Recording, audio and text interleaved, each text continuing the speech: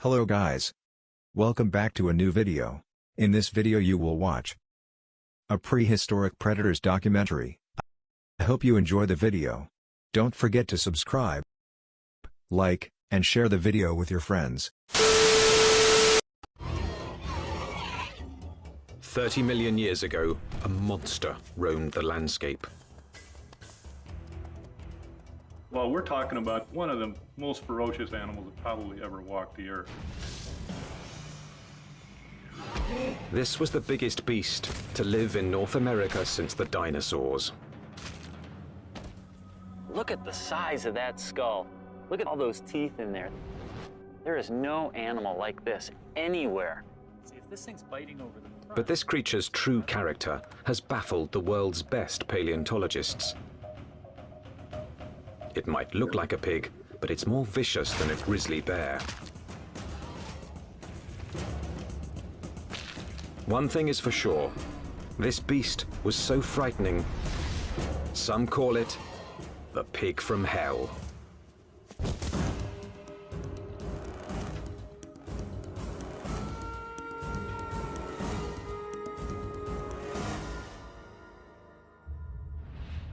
Prehistoric America, 30 million years ago, the dawn of the Oligocene epoch.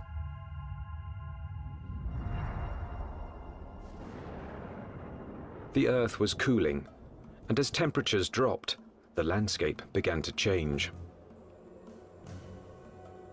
In what would someday be Nebraska, Wyoming, and South Dakota, tropical forests gave way to a radically different environment. As forests disappeared, animals had to adapt to a dangerous new world of wide open spaces with nowhere to hide. A world where there was only one way to survive: run for your life.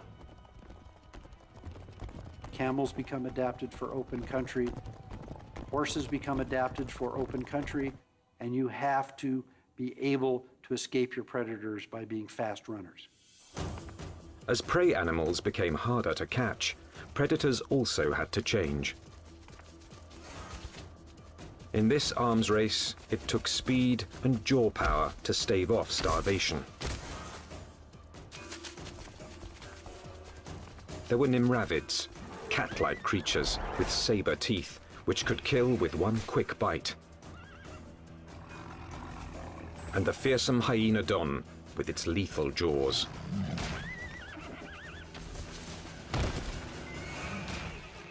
There was another animal stalking these deadly grasslands. Scientists call it the entelodont. More than a meter at the shoulder, weighing in at 270 kilos, entelodont was the Oligocene's #1 menace. Entelodonts, I mean, they were really bad-looking animals that only a mother could love. And if you were another animal on the landscape and you saw one of these things, I think you'd go in the opposite direction. Paleontologists have always looked at the entelodont's sheer power with reverence. But its behavior is one of evolution's most puzzling enigmas. Was it a pure hunter? Or did it use its battle tank body simply to protect itself from other predators? Between the biting and the chewing, you wanted to stay away from the business end of this animal. Just look at it. Look at the size of that skull. Look at all those teeth in there. There is no animal like this anywhere. Entelodont's name means perfect-toothed. Its teeth were driven by a perfect system, which gave this creature a ferocious bite.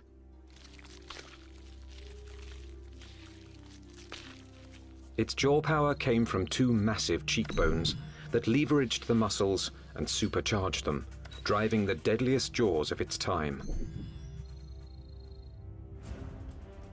Jaws that could open 90 degrees and could clamp down harder than a hippo's or a crocodile's. This beast was bioengineered to bite. But what it was eating and why remains a mystery. Entelodonts have no modern relatives. no modern close relatives.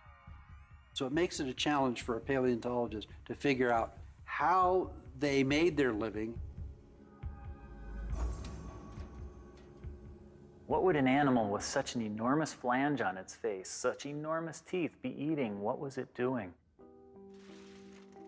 Entelodont fossils first caught the attention of scientists in the 1850s.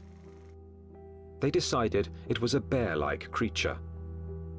But then grooves in the teeth suggested that entelodonts were digging for plant roots, meaning that they literally ate like pigs. Today, scientific analysis has confirmed that the entelodont's closest living relative is the pig.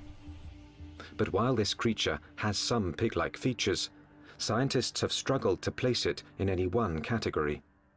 In many ways, they're analogous to pigs, but they're also analogous to bears. They're also analogous to hyenas. Nobody's thought about these animals before. And there's no animal alive today that is a direct comparison to entelodonts. The lifestyle of entelodonts has provided paleontologists with difficult questions. A new generation of scientists is looking at the entelodont to determine why this plant-eating animal had teeth like a carnivore. Entelodont jaws held 4 different kinds of teeth: canines, incisors, premolars, and molars at the back. The back molars were ideal for grinding vegetation, but it's hard to imagine that the entelodonts would have needed such lethal canines and incisors just to grab plants. Then, in 1993, a discovery suggested that entelodonts were chewing on much more than plant roots. We've got a set of vertebrae here. You can see the neural spines are evident. For over 15 years, this quarry site in the Badlands of South Dakota provided paleontologists with a multitude of fossils from the animals that shared entelodont's world. There it is. First time out in 33 million years, huh? 30 million years ago, this place was a watering hole crowded with rhinos, camels, and early horses.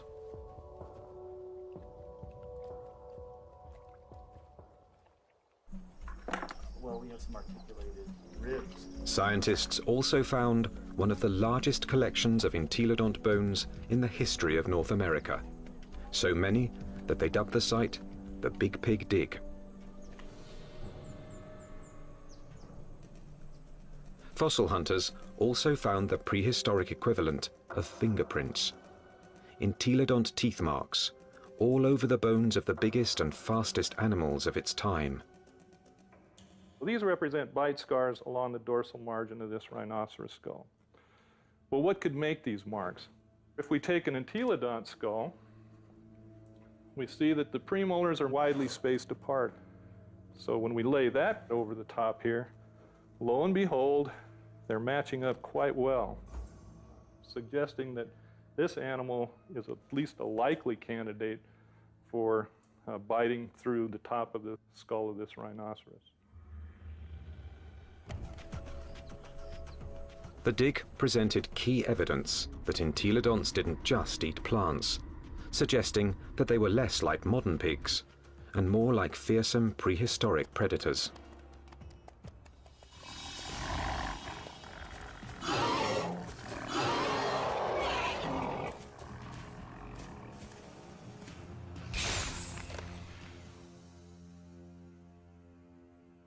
If we look at the front of the mouth of an entelodont, it's got a very strong bite that's interlocking. The teeth come together like that. The tips of the teeth don't touch each other, so it's not really specialized for cropping vegetation. In addition to interlocking, the front teeth angle slightly forward, giving entelodonts the ability to grab and nip, something plant eaters don't need, but meat eaters do.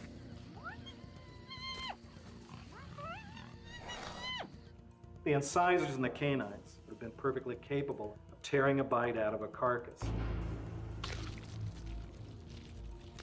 But dentition isn't the only reason paleontologists believe the entelodont was a dedicated carnivore. Under Wyoming's rugged terrain, scientists are finding more and more bones bearing the signature of entelodont's powerful jaws.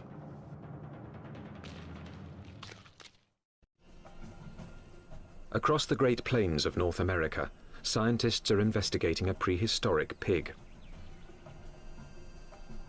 Entelodont has the teeth and jaws of a fierce predator, but its long, thin legs and cloven hooves suggest it might not be a very good hunter, because it couldn't use them to grab prey. Who was this beast, nicknamed the Pig from Hell? One veteran fossil hunter believes he's found the answer.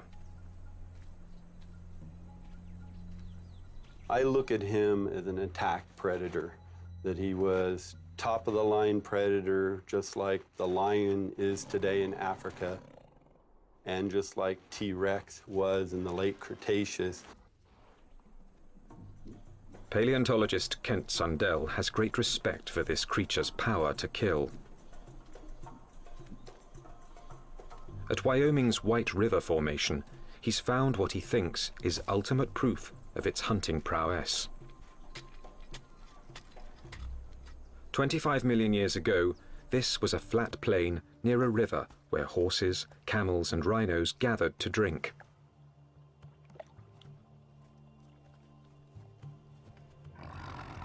Fierce carnivores, such as hyenodons and saber-toothed cats, were also drawn here.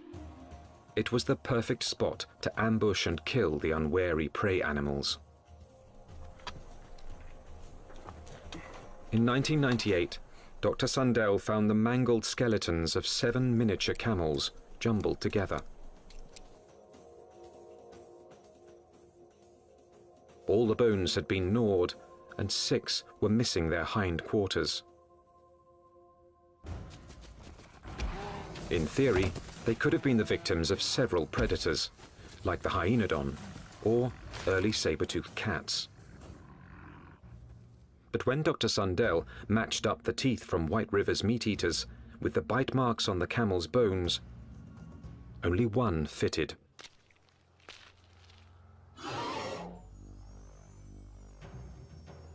Bite marks alone don't prove these camels were killed by an entelodont, but where the bite marks are might be a clue. On the camels, I showed they were bitten in the back of the skull and at the top of the neck. He gets next to that prey and he tries to get a puncture wound through the cranium. Dr. Sundell believes this is the mark of a true predator, which kills before it eats.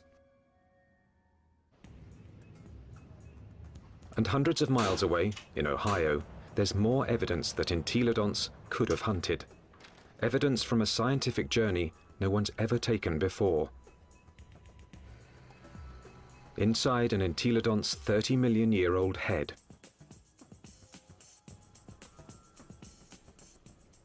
At Ohio University, anatomist Larry Whitmer uses a CT scan to electronically model the brain surfaces of prehistoric animals.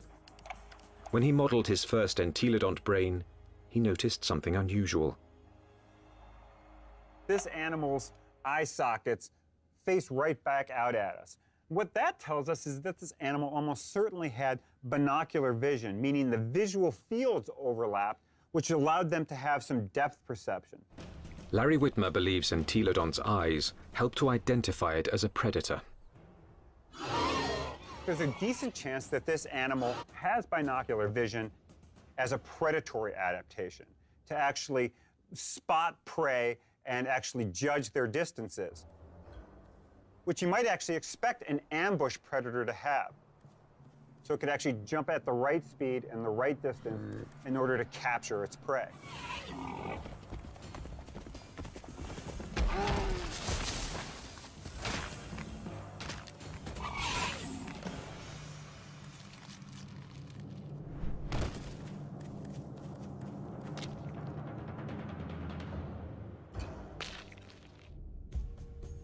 But entelodont's bizarre bioengineering doesn't inspire confidence that it could run and jump.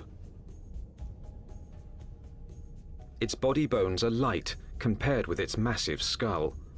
But in fact, entelodonts easily carried their enormous heads, without tipping over, using powerful packs of muscle bulging from the top of the spine to the legs, and from the back of the head to the tail. The animal's head was cantilevered out in front of its body with these ligaments that ran from these spines down to the skull. It had full muscle all along either side here, and it had muscles coming from the sternum up to the jaw down here. Massive muscles carried its oversized head.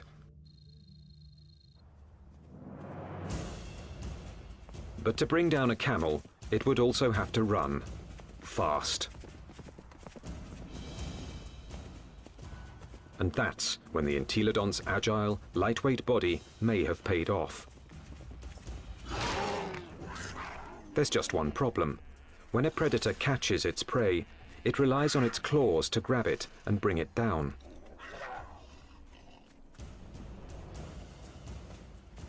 Armed with only cloven hooves, there is no way the entelodont could have captured a fleeing camel. Or is there? It must have been doing something right, because there's compelling evidence that plenty of large mammals ended up as an entelodont's lunch. Well, it looks like there's a lot of bones coming out along here, and right here we have a really large limb bone. And we found evidence that entelodonts have bitten into all sorts of bones, including rhinoceros bones. They've been biting into camels. We found evidence that they were biting into the long bones of rhinos. Well, the bite marks that we see are these two. This would be... Kent Sundell believes White River's camel skulls reveal how a cloven-hooved predator captured its prey. He runs up, he gets next to that other prey, and he tries to get a punctured wound through the cranium or into the very back of the neck. And then the long snout said, I move around. Entelodont expert Scott Foss disagrees with Kent Sundell's scenario. I can get close enough to. I doubt an entelodont used its teeth in order to capture other prey. It probably used its larger bulk and ability to accelerate to just run into the animal, knock it over.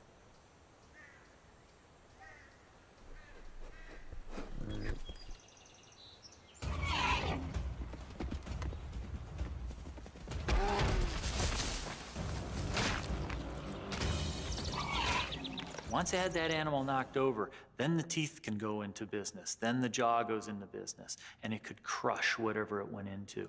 And it probably bit the animal right there in the head.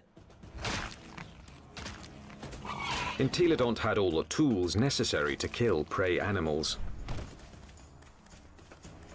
But there is more to the job of hunting than just the kill. A top-flight predator must have the ability to find and ambush its quarry. To understand this part of the process, science needs a fossilized window into an entelodont's world. What would we see if we could follow in an entelodont's 30-million-year-old footsteps? At a fossil site in Nebraska, that's exactly what scientists have done. And these footsteps have led them on the trail of the creature's hunt for food.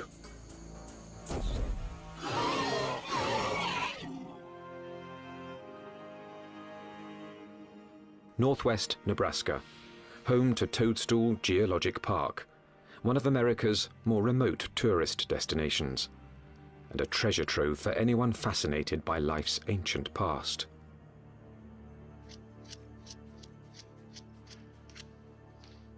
Okay, here's our heel pad. Toe, toe, center hoof, which bears most of the weight, the middle toe. So that makes this a very nice rhinoceros print. 30 million years ago, these solid rocks were muddy stream banks, where migrating animals left their footprints, still preserved in Toadstool's rocks. Well, once we get it clean, it's a very nice rhino. weigh in anywhere around 500, 600, 700 pounds.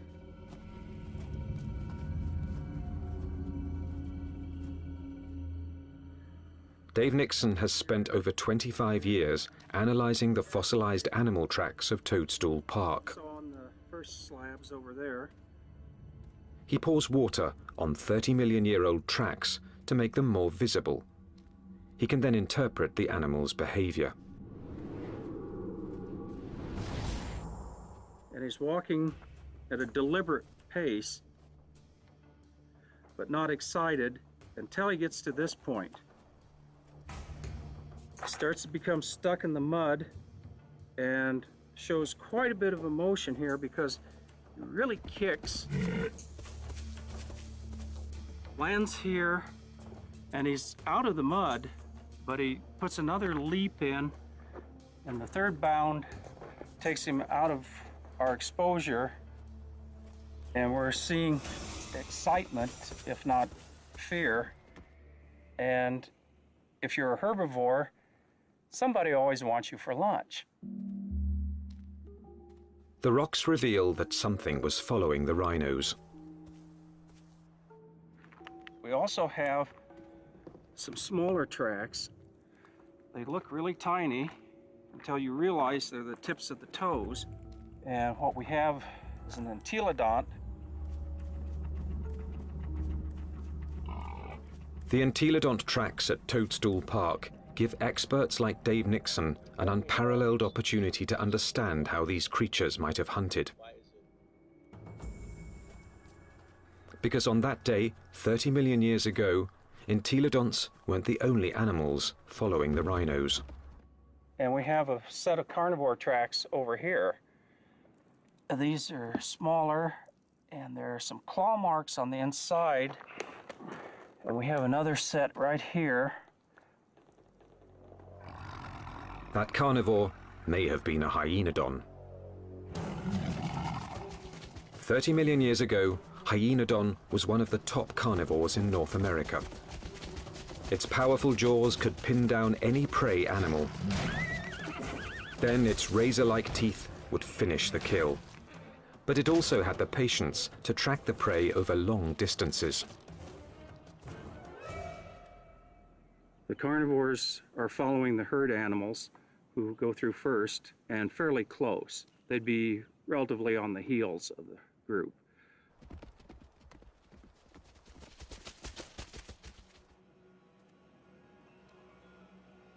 Mysteriously, the tracks also reveal that the entelodonts were letting the competition get closer to the prey.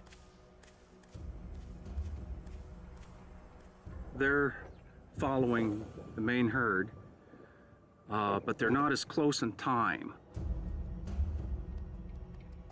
Why would a hungry entelodont on the trail of a meal allow another predator to rush in for the kill? The answer may lie in the most puzzling evidence of all. What's interesting, the rhinos are going that way, and the entelodonts are running at about a 45-degree angle to the rhino trail. Zigzagging seems a strange path to take if the hyenodon was closing in on the prey. But some experts believe entelodonts might have had a very good reason to zigzag. A reason revealed by a CAT scan. When anatomist Larry Whitmer modeled the surface of an entelodont's brain, one exceptionally large nerve cluster got his attention. The size of these things right here. And what these are nerves that are actually bringing sensory information in from the snout. This was no bloodhound, but it still had a very respectable sense of smell, and this smelling apparatus here certainly would have been well adapted to pick up the smell of a carcass. And that could explain why the Toadstool Park entelodont zigzagged while following the rhinos and hyenodon. Zigzagging could have helped its nose track the smell of a kill. It's searching. If, say, something's here or here, as you go around it, as the wind brought the scent to you, you'd be able to basically triangulate in on and go find it. So if the wind's from this direction and you're upwind, you'd miss it, but as you came this way, you'd be downwind and catch it, and you could double back.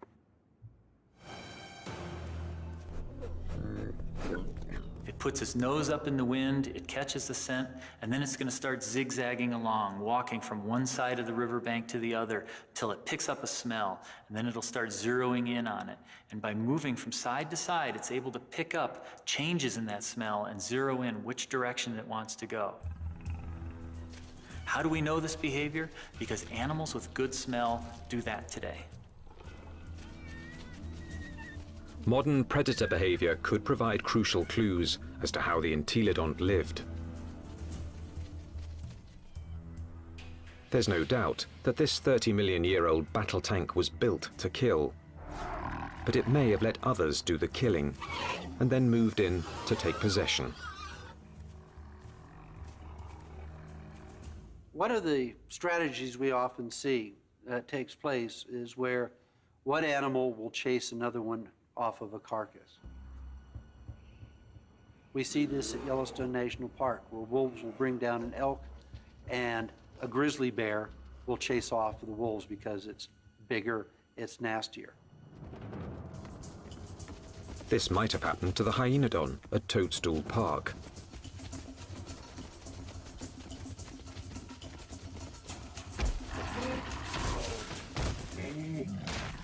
The hyenodon has run down and killed an exhausted rhino and is feasting on the carcass until the pig crashes the party.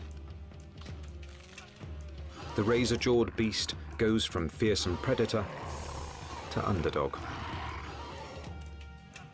The hyenodon might get in a few blows, but the entelodont's bulk would overpower its rival.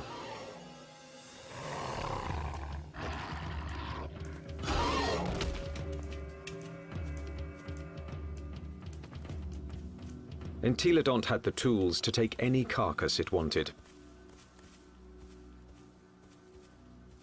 I can't think of any other carnivore that might stand up to it. Some experts argue that this is the true secret of the creature's success. An entelodont could hunt, but it didn't need to be a full-time predator. Instead, it let true predators do the hunting and killing, and then stole the fruits of their labor. Stealing food from a hyenodont, even if it meant getting into a battle with a hyenodont, would probably take a lot less energy than having to hunt for food and kill food on its own. If scavenging was its lifestyle, the entelodont's complex bioengineering doesn't look so strange. Entelodont had the eyes of a hunter, the nose of a scavenger, the front teeth of a meat-eating carnivore, and the back teeth of a plant-eating herbivore. It may have evolved from a plant-eater into an omnivore, a creature that could eat whatever was available in a radically changing world. And so in reality, what this animal ate was anything it wanted. That's part of the reason why these animals were as successful as they were for as long as they were on the planet. The entelodont's success was about to be tested by an ever-evolving planet. The Earth was growing cooler, and the landscape was changing. Some of the entelodont's fiercest rivals would not survive, but the pig from hell was about to show it could withstand the test of evolution by getting bigger.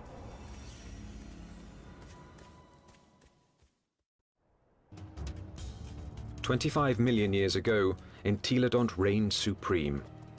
It roamed the North American Badlands, eating everything, fearing nothing, taking any food it wanted." Well, we're talking about the biggest, meanest animal that ever walked the Badlands, and was one of the most ferocious animals that probably ever walked the earth. Nothing could stop the entelodont from dominating their world for millions of years to come. Nothing, that is, except planet Earth. 25 million years ago, the time known as the Miocene began. The Earth grew even colder, and once again, North America began to change. The trend towards drying, a more arid environment continued, and you see woodlands become less frequent, become more scattered, spotty, confined along rivers. So you're talking about an open grassland environment very similar to what we think of the Great Plains today. The fossil record reveals that as plant foods grew more scarce, mass extinctions began. Survival depended on traveling long distances to find something to eat. One of the selective factors that we see going on is animals becoming larger because it enables them to cover larger distances to find the food resources that they need to survive. And that meant that predators were confronted by a life or death problem. Now, the animals they hunted were bigger, faster, and much harder to kill. It's like an arms race. If the prey become much larger, they become too big for carnivores to handle, and so the carnivores have to get larger in order to be able to feed on these larger prey items. Some predators, such as Hyaenodon, couldn't meet the challenge. After 10 million years as North America's apex hunter, it disappeared from the fossil record, and that put Entelodon's survival on the line.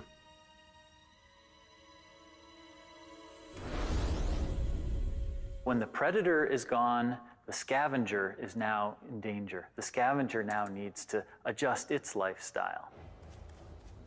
And if the scavenger isn't very flexible, it's going to have a difficult time.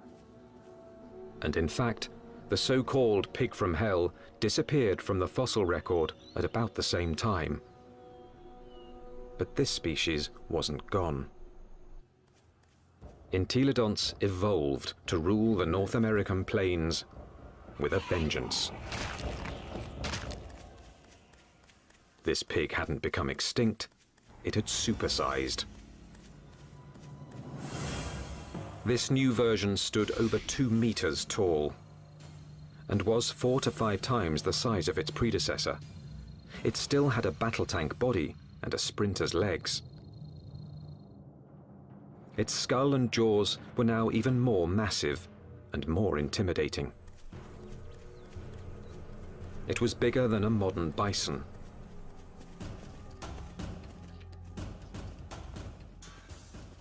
The experts call it Dinohyus, a name meaning terrible hog. Terrible enough to earn a nickname of its own, the Terminator pig. Dinohyus. This is the monster of monsters. This is the beast of beasts. The skull alone is almost 1 meter long. This thing could bite through anything. The canines are this big around. They're just an enormous animal. And what is it doing? The answer lies at Agate Springs, Nebraska, one of the few places in North America where Dinohyus fossils are found. 24 million years ago, this place was a watering hole, an oasis in the arid sea of grass.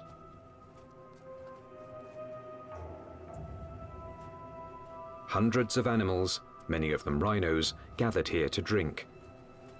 And as the drier, colder planet killed off their food supply, they came here to die, making Agate Springs a paradise for predators and a favorite haunt of the Terminator pig.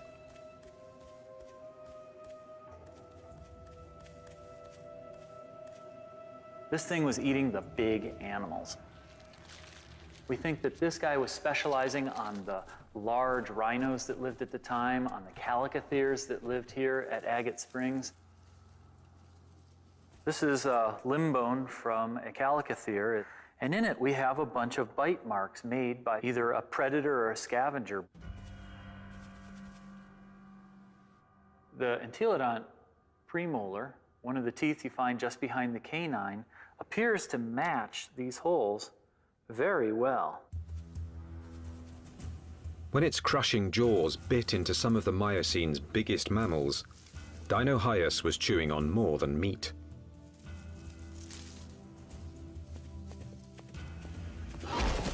But the important part of this bone is this end here, where it's been broken off.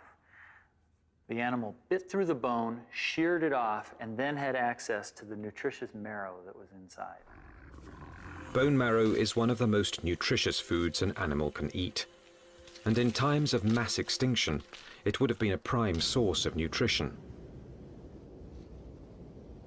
As the Miocene climate change killed off thousands, a diet from scavenged bone marrow may have allowed the Terminator pig to thrive. The long bones contain marrow, which is good for several years after an animal dies, so think of it as canned fat that would be available during a drought. So the pigs could still find food after a massive die-off, even if they're looking at mostly skeletons. The Terminator pig was the pinnacle of entelodont's evolution. This beast had supersized to survive the Miocene's challenge. And it very nearly succeeded, but not quite. Because in this new world, survival would ultimately depend on a skill set even the Terminator pig didn't possess. 20 million years ago, a new monster predator arrived in North America. The bear dog.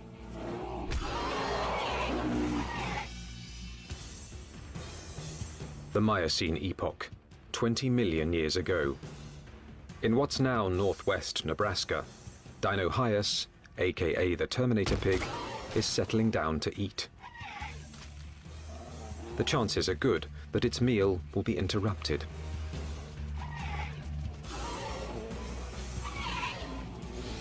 With its huge size, it could handle just about any threat to its dinner. Except a threat it had never seen before: the bear dog. A recent arrival from Asia, this savage, bone-crushing beast wouldn't back down from any fight.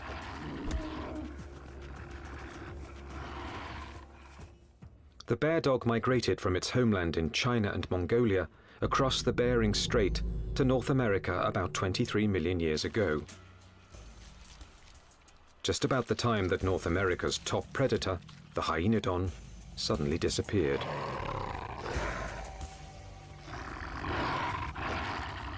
Scientists suspect that it wasn't a coincidence.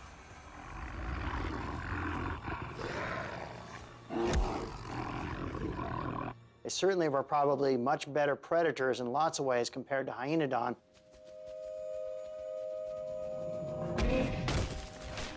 And so it's a reasonable expectation that they probably drove the last of hyenodon to extinction in North America. With hyenodons gone from North America, the bear dogs faced off with their only remaining competition, the Terminator pig. Dinohyus relied on its massive size and killing jaws, two advantages its ancestors had once deployed against hyenodon.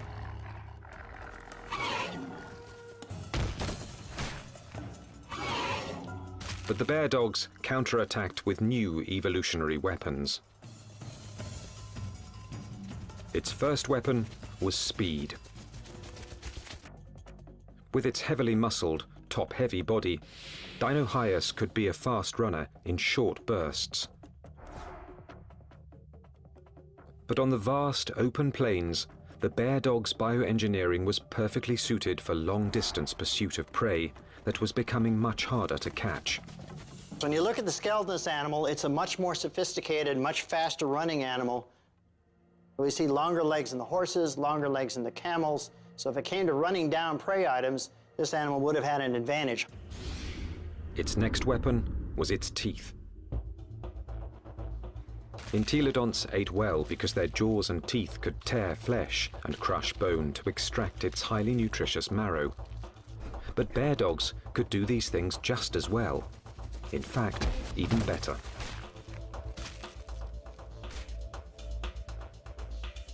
It's a great animal at biting bone, eating bone, crushing it.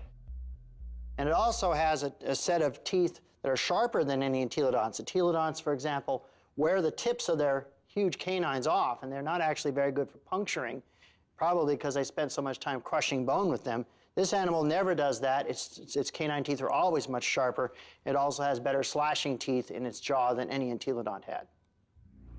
So in many ways, it did a better job what entelodonts had done than entelodonts ever did. The bear dogs could outrun and outbite the Terminator pig. And they had a third weapon the entelodont never possessed. The deadliest power ever to evolve on Earth. Bear dogs actually had much more advanced brains.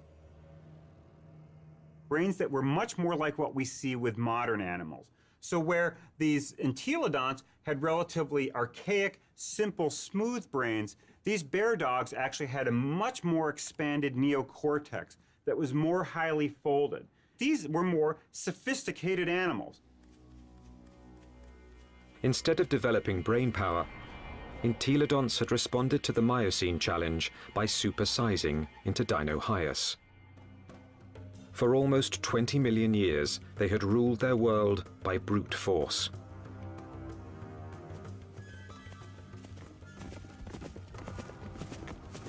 But no more.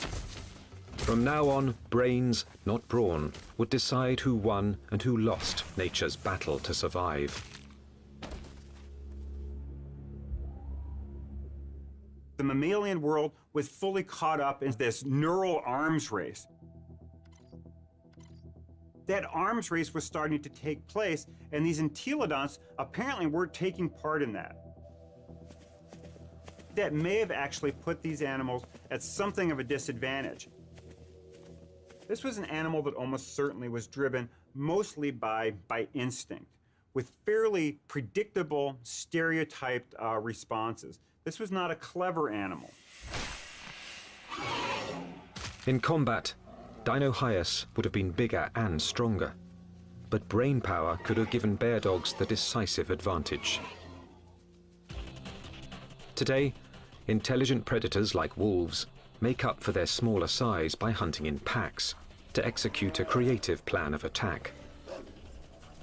Bear dogs might have followed the same strategy against Dinohyus. It's very difficult for Dinohyus to compete with the bear dogs. With a pack of bear dogs, even a large Dinohyus would have a difficult time chasing them away from a kill. These smaller, less powerful, but more clever animals potentially were able to actually steal kills away from Dinohyus. That they actually could have used different kinds of techniques. Fooling Dinohyus, being able to lead it away, or to actually even take on Dinohyus itself in actual combat.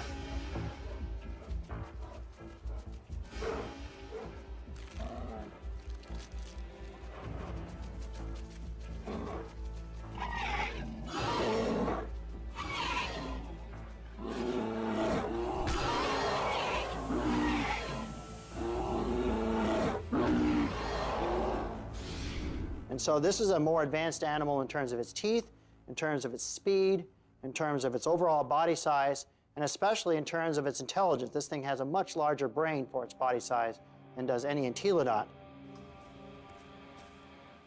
This animal had entelodonts beat in almost every way you can think of. Within a few million years, after bear dogs arrived in North America, they had squeezed Dinohyus out. Its favorite food, the Calicothea, was also extinct. Without this meal to sustain its own massive bulk, the Terminator pig was forced to compete directly with bear dogs for smaller prey. And that meager food source wasn't enough. The supersizing that had once guaranteed success was now a fatal flaw. Eventually it got to the point where It is no longer advantageous to keep getting bigger because you reach a point of diminishing returns that the amount of food you get by stealing from other animals does not compensate for your needs to maintain a population. Unable to get the calories it needed, the Terminator pig became the last entelodont. So if your prey goes extinct, you're likely to go extinct as well. Just getting large is not a good idea for the future.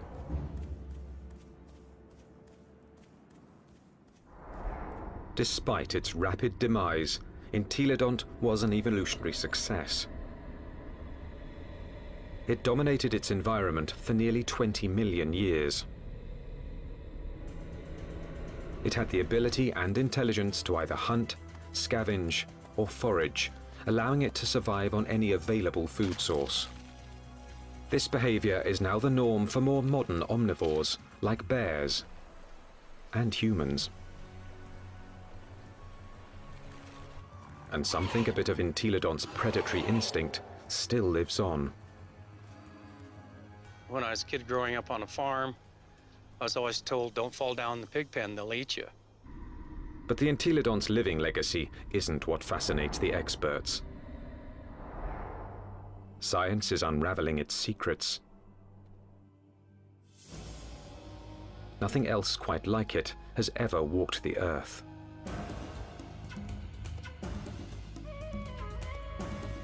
All we know is that this strangest of creatures, this toothy beast with an appetite for destruction, dominated its brutal, dangerous world for tens of millions of years.